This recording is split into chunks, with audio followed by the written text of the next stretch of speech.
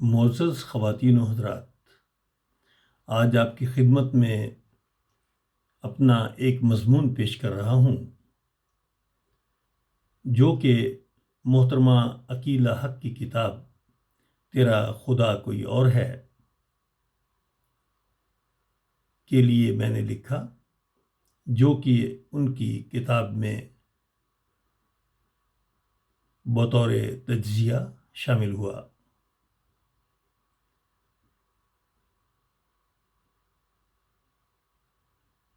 اس مضمون کا نام ہے لفظوں کی مصورہ۔ عرض کرتا ہوں کہ عقیلہ حق کہنہ مشق نثر نگار ہیں اور ادبی دنیا میں اپنا نام اور مقام رکھتی ہیں۔ ان کے 2 افسانوں کے مجموعے اور ایک ناول گلستان ادب میں تازہ ہوا کے جھونکوں کی مانند ہیں۔ زیر نظر ناول تیرا خدا کوئی اور ہے،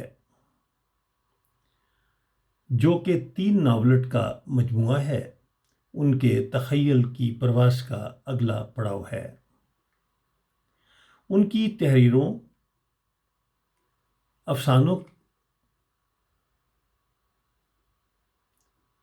تحریریں افسانوں کی شکل میں ہوں یا ناولٹ کی شکل میں، ایک طرف تو معاشرتی بے اعتدالیوں اور معاشی بدحالی اور معاشی خوشحالی سے جنم لینے والے مسائل اور انسانوں کے بدلتے ہوئے رویوں کی ترجمانی کرتی ہیں، تو دوسری جانب گھریلو زندگی اور ایک گھر میں رہتے ہوئے افراد کے باہمی تعلقات کے حسن، بدصورتیوں، تلخیوں اور محبتوں کے رنگ پیش کرتی ہیں، جن میں کبھی شگفتہ کہکہے سماعت میں رس گھولتے ہیں تو کبھی اس طرح کی بجلیاں آنکھوں کو بصیرت سے محروم کرتی ہیں، کبھی مسرت اور شادمانی کے گیت نوحوں میں تبدیل ہو جاتے ہیں اور انسان کو حقیقت کی دنیا میں لے جاتے ہیں، جہاں ملامہ سازی اور خود فریبی نہیں، حقائق ہیں اور وہ بھی تلخ حقائق۔ ان کی تحریروں میں کبھی دوپہر کی چلچلاتی دھوپ ہے، کہیں دوپہر کی چلچلاتی دھوپ ہے تو کہیں شام کے دھندلگے بھی ہیں۔ غرض زندگی کے سبھی رنگ، مزاجوں کے سبھی موسم اور انسانی رویوں کے کئی پہلو ان کی تحریروں میں ملتے ہیں۔ عقیلہ اس بات پر یقین رکھتی ہیں کہ زندگی میں بیشتر مسائل انسانوں کے بدلتے ہوئے رویوں اور عرفان نفس سے دوری کا نتیجہ ہیں۔ اگر یہ رویے منفی ہوں تو جسم و جاں میں کس طرح زہر گھولتے ہیں، اور اگر مثبت ہوں تو سمندر کی بے کراں وسعتیں محبوب کی محبت کے سامنے کس طرح مان پڑ جاتی ہیں۔ انسان جب محور سے ہٹتا ہے تو انجان منزلوں کے تعاقب میں اپنا آپ گنوا بیٹھتا ہے، اپنی پہچان کھو دیتا ہے، کسی ایسے پرندے کی مانند جس کا نہ کوئی ٹھکانہ ہو نہ آشیانہ۔ نفسیاتی خواہشات اسے ایسی وادی میں لے جاتی ہیں، نفسانی خواہشات اسے ایک ایسی وادی میں لے جاتی ہیں جہاں وہ اپنی مرضی کے بت تراش لیتا ہے اور لاشعوری طور پر ان کی پوجا کرتا ہے۔ انا، ریاکاری، طمع و لالچ کے یہ بت اس کی آنکھوں پر فریب کی پٹی باندھ کر اسے بصیرت سے محروم کر دیتے ہیں۔ لیکن کب تک؟ کبھی حالات کی تلخیاں، زمانے کی ٹھوکریں، گردش زمان و مکان اس کو اس کا اصلی چہرہ دکھاتے ہیں تو وہ خمار ذات سے نکل کر عرفان ذات کی طرف قدم بڑھاتا ہے اور شکستہ دل کے ساتھ بارگاہ عزتی میں جھکتا ہے۔ اپنی ذات کی تکمیل چاہتا ہے تو اس کا ضمیر اسے ملامت کرتے ہوئے کہتا ہے تیرا خدا کوئی اور ہے۔ عقیل حق نے کس عمدگی کے ساتھ عرفان ذات اور انسان کا اس کے خالق حقیقی سے تعلق کا مضمون کا حق ادا کیا ہے۔ عقیل حق نے کس عمدگی کے ساتھ عرفان ذات اور انسان کا اس کے خالق حقیقی سے تعلق کے مضمون کا حق ادا کیا ہے۔ آپ لکھتی ہیں کس سے شکایت کر رہی ہو، کس کو پکار رہی ہو؟ تیرا خدا کوئی اور ہے۔ پہلے فیصلہ کر تیرا رب کون ہے، اور جب تجھ کو تیرے رب کا پتہ مل جائے تو پھر ڈھونڈنا۔ ڈھونڈ خدا کو، ڈھونڈ رب کو تلاش کر، تجھے پتہ ہے تیرا خدا کون ہے۔ یہاں ان کا رویہ قدرے سخت اور فیصلہ کن ہو جاتا ہے۔ وہ اصلاح کے مقاصد کے حصول کے لیے کبھی ماہر نفسیات کا کردار ادا کرتی ہیں تو کبھی مذہبی مصلح کا۔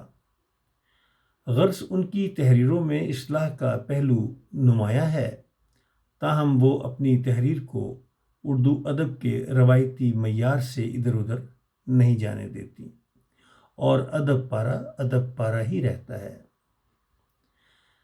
فنی بناؤ سنگھار اور فنی چابک دستی بھی قائم رہتی ہے، اور ہر کردار اپنی حیثیت برقرار رکھتا ہے، بلکہ موزونیت کے باعث ابھر کر سامنے آتا ہے، اور قاری خود کو کہانی کا کردار سمجھتے ہوئے اختتام تک ناولٹ میں محو رہتا ہے۔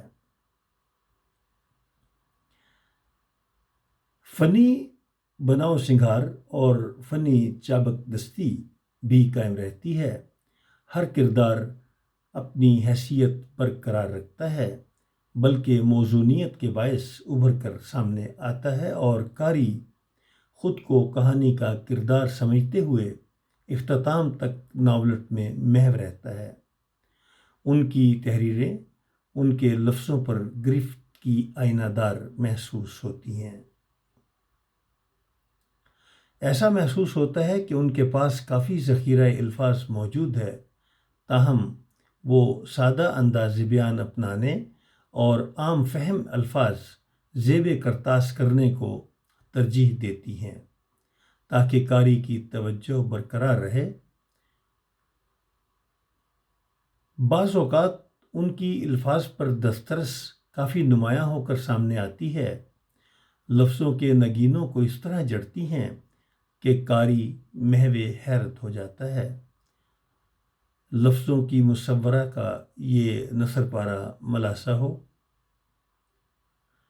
سراہی دار گردن میں سجا ہیرے کا نیکلس، کانوں میں جھولتے ڈائمنڈ کے ایئر رنگ، خوبصورت بالوں کا گردن پر ڈھلکا ہوا بڑا سا جوڑا،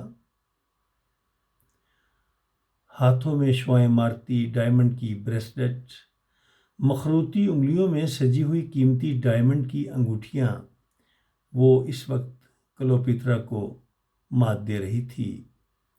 اس کو دیکھ کر کوئی یہ نہیں کہہ سکتا تھا کہ وہ 2 بچوں کی ماں ہے۔ اس کا خوبصورت فگر اور کسا ہوا بدن اس کو انچھوا ثابت کرنے کی کوشش کر رہا تھا، اور وہ اپنی کوشش میں کامیاب تھا۔ اس نے ایک شان تفاخر سے آئینے میں نظر آتے اپنے عکس کو دیکھا۔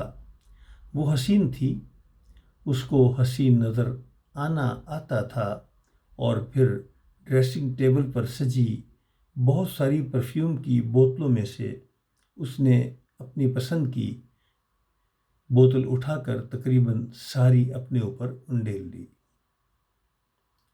تحریر پڑھتے ہوئے ایسے محسوس ہوتا ہے کہ کردار کاغذ سے نکل کر محسوسات کے اسٹیج پر رقص کناں ہو جائے گا، اور اسے چھو کر محسوس بھی کیا جا سکے گا۔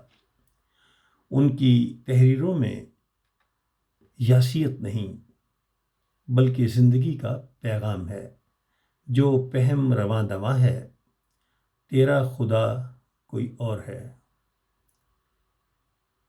اس کتاب کے سبھی ناولٹ ایسے شاہکار ہیں جو ان کے وسیع مطالعہ، مشاہدہ اور تجربہ پر دلالت کرتے ہیں۔ نفسیاتی تجزیہ کاری، معاشرتی سمجھ بوجھ اور زبان و بیان پر قدرت ان کی تحریروں میں نمایاں ہے۔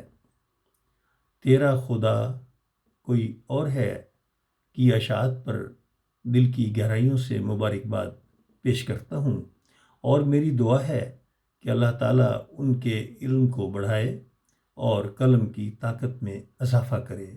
آمین۔ شفیق مراد۔